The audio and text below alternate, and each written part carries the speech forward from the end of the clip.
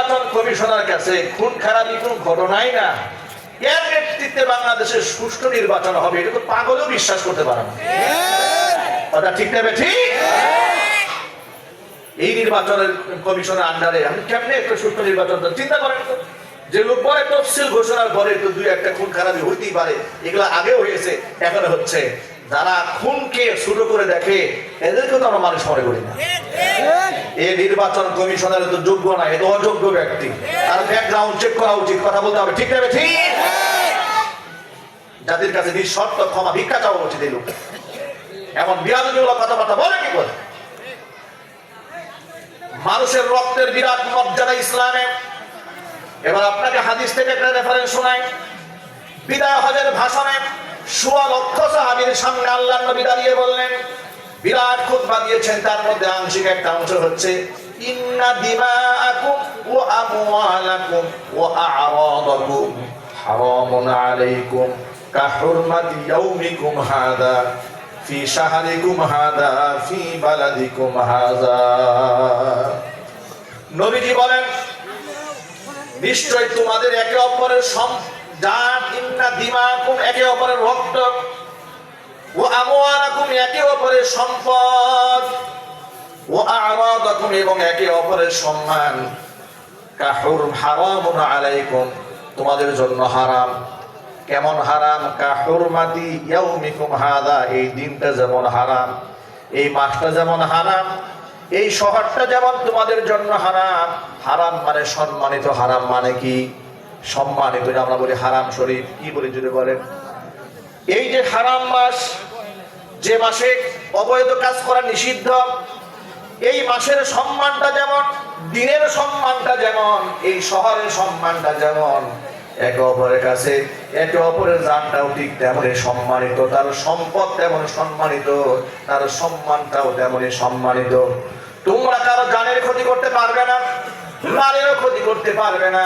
তোমরা একে অপরের সম্পদ যেমন নষ্ট করতে পারবে না হারাম, একে অপরের সম্মান হানিও করতে পারবে না, সেটাও হারাম।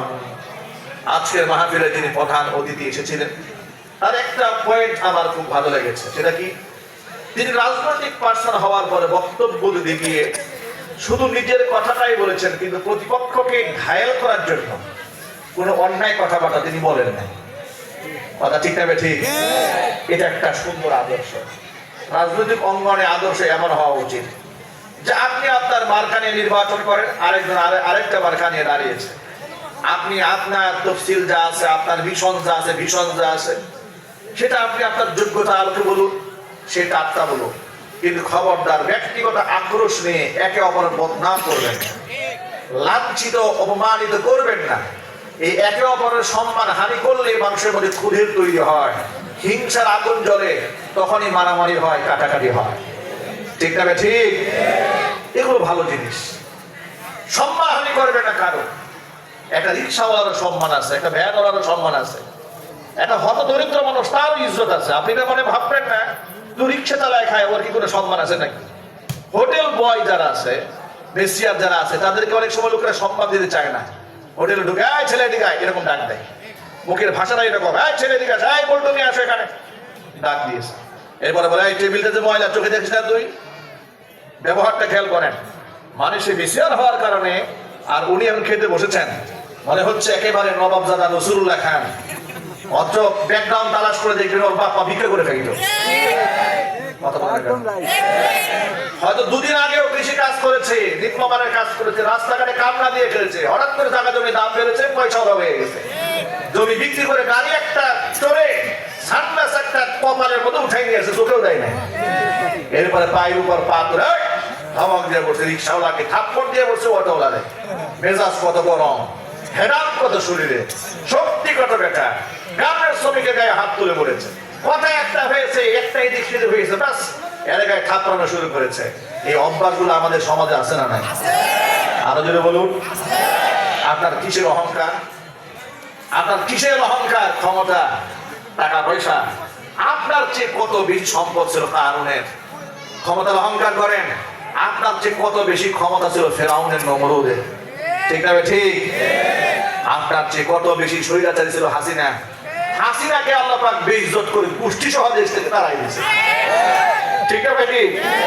আর আপনি দুদিনের বইটা গিয়ে এখন মাথা নষ্ট হয়ে গেছে, হুজুরদেরকে হুজুর মনে হয় না, মৌলবাদ বলে গালি দিতে মনে চায়, অপমান করতে মনে চায়, আলেম ওলামাদেরকে বেইজ্জত করতে মনে চায়, আলেম ওলামার বিরুদ্ধে বক্তব্য দিতে মনে চায়, ৭১-৭১ স্বাধীনতার চেতনা বিক্রি করে কি রাস্তাঘাটের চাঁদাবাজি করতে মনে চায়, ধান্দাবাজি করতে মনে চায়। এই স্বাধীন সার্বভৌম রাষ্ট্রে জুলাই আগস্ট এরপরে একটা সুযোগ আল্লাহ পাক আমাদের হাতে দিয়েছেন। আমরা স্বৈরাচারী কায়দার আর রাষ্ট্র পরিচালিত হতে দেব না ইনশাআল্লাহ। একদম ক্লিয়ার বক্তব্য আমাদের পরিষ্কার বক্তব্য। স্বৈরাচারী হাসিনা এবং তাদের নাতিপুতিরা যেভাবে দেশ চালিয়েছে, আমরা সেভাবে এই রাষ্ট্র আর চালাতে দেব না। কোন চান্দাবাজদের হাতে আমরা রাষ্ট্র ছেড়ে দেব না। কোন গুন্ডা মাস্তানদের হাতে, ওই যে 10টা গুন্ডা 20টা গুন্ডা, এগুলা দিয়ে আপনারা পুরা ময়দান দখল করে নির্বাচন যেমন খুশি তেমন করবেন, এটা আমরা এই দেশে করতে দেব না। এই দেশের সাধারণ জনতা পর্যন্ত এখন তাওহীদি জনতার হাতে হাত রেখেছে। এটা ইনসাফের বাংলাদেশে আমরা গড়ে তুলবো। যত প্রতিবন্ধকতা সামনে আসুক না কেন, উসমান হাদির মতো বুক টান টান তারাই যাবো। রাজি আছেন ইনশাআল্লাহ আপনারা?